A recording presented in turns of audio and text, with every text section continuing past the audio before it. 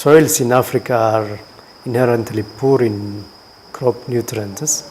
The rate of fertilizer use is only 10 kilograms per hectare in the whole of Africa, whereas international people use over 100 in India and Asia, and Europe over, and America over 200,000. Fertilizers, when integrated with other sources of nutrients, can improve yields and close this big yield gap that we have under smallholder farmers.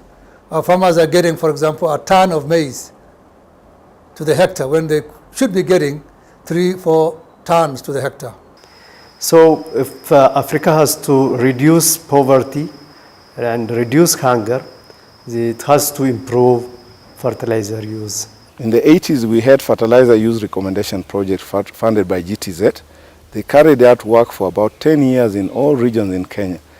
Very often the current recommendations just do not offer enough profit opportunity for the poorer farmers.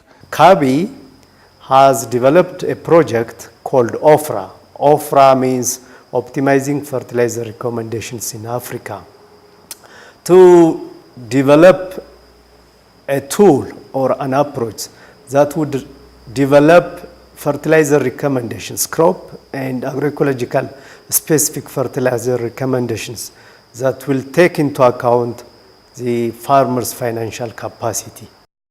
Fertilizer optimization tool, it is a tool that has been designed by Nebraska University through support from AGRA for 13 countries in Africa.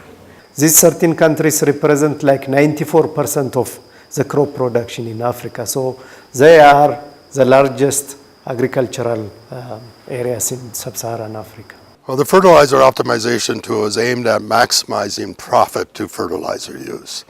And it can be used by smallholder farmers who do not have much money for fertilizer. They can gain the most, but it's also appropriate for large-scale commercial farmers who can have the finance to fully utilize fertilizer. We believe it will go a long way in improving our efficiency of utilization of fertilizer as a resource in the country, both for the scientists, the extension, and the farmers who are our clients. We know our farmers usually put multiple crops.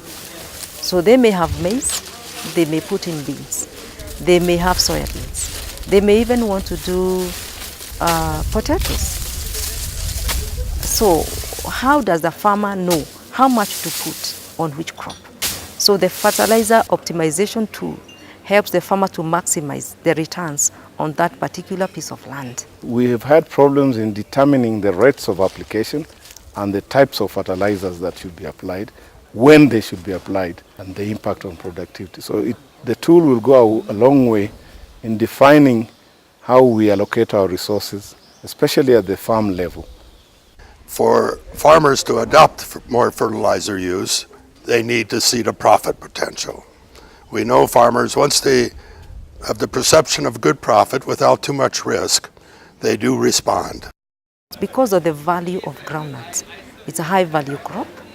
So if the farmer puts aside their investment on groundnut or the high value crop, they are likely to get more returns compared to a crop maybe like maize, because maize is basically a food security crop. The fertilizer optimization tool has another fertilizer calibration tool, and it has also another tool which we call it nutrient substitution tool. Generally, there's the recognition of the need to increase nutrient application, whether it's by organic means or inorganic means, such as fertilizer use. And many countries are making their policies more favorable this way. With legumes, the best response is to apply phosphorus. Well, in many countries, phosphorus fertilizer is not available. And so in order to put on the P, they have to put on the nitrogen and the potassium, and they have to pay for those nutrients. Well, that makes the fertilizer much more costly to them. The fertilizer calibration tool will work on the method of application, what we call the 4 R's. The right fertilizer, the right rate, the right time of application, and the right method of application.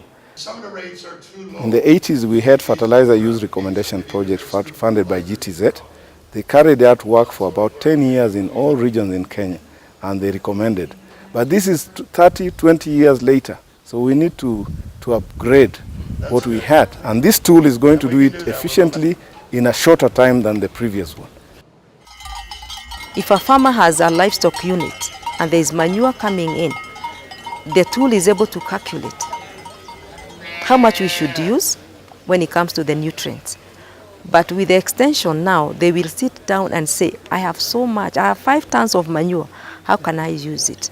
And through that tool, we are able to substitute so that the farmer saves on fertilizer usage, but uses what is available on farm. By looking at research done by people in the past, we were able to bring together a lot of information, but we saw a lot of gaps. And under our current OFRA project, much research has been done in Kenya, as well as 12 other countries that are participating in this. So the tool now has been developed for 8 agroecological zones of Kenya. And hopefully we can capture most of the farmers' needs with that.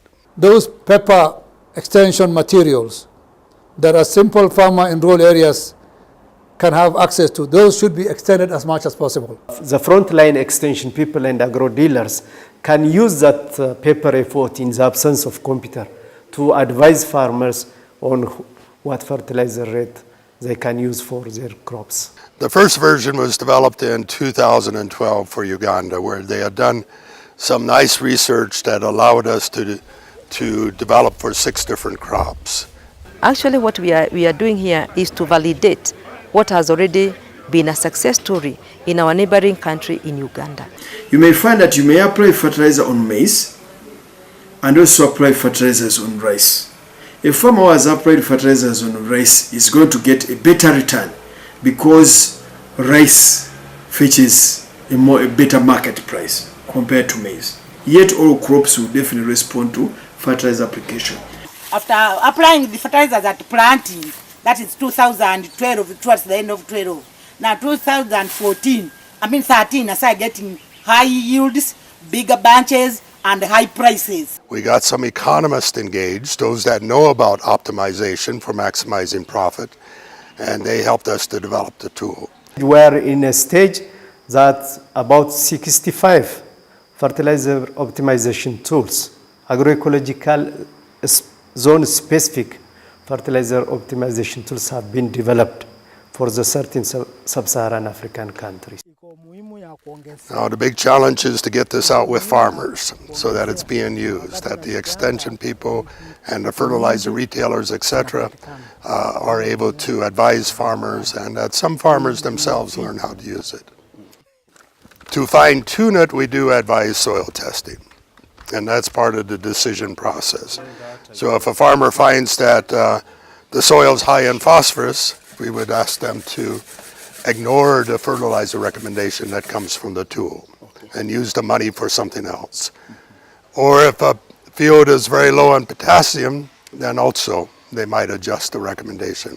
We always advise that for the product of the tool to be efficient and effective, the other limiting factors has to be corrected. Like soil acidity is a limiting factor, so it has to be corrected by applying limes. If the acidity of the soil is below 5, it needs some management for the crop to do well. Because once the acid is on the higher side, it will burn the roots. Currently, CABI, in partnership with the science advisor from the University of Nebraska, is creating awareness on the tools so that the tools will be used first to create awareness for the stakeholders, what OFRA has been doing, OFRA project has been doing, and what it has achieved, so that a common understanding will be developed on the tools, and the extension people and other stakeholders and agro dealers will make use of those tools to advise farmers to make profit on their small investment in fertilizer. We intend to train about 2,000 people in the next 2 years to use this tool, among other technologies that we are disseminating. We never know at the time of planting what the climatic condition is going to be. So we're working with averages across years. And so we know in some years the response to applied fertilizer will be greater, and some years it will be less. But what we can do is make our decisions on what happens most typically. So CABI is coordinating this project, implementing and coordinating in the certain sub-Saharan African countries.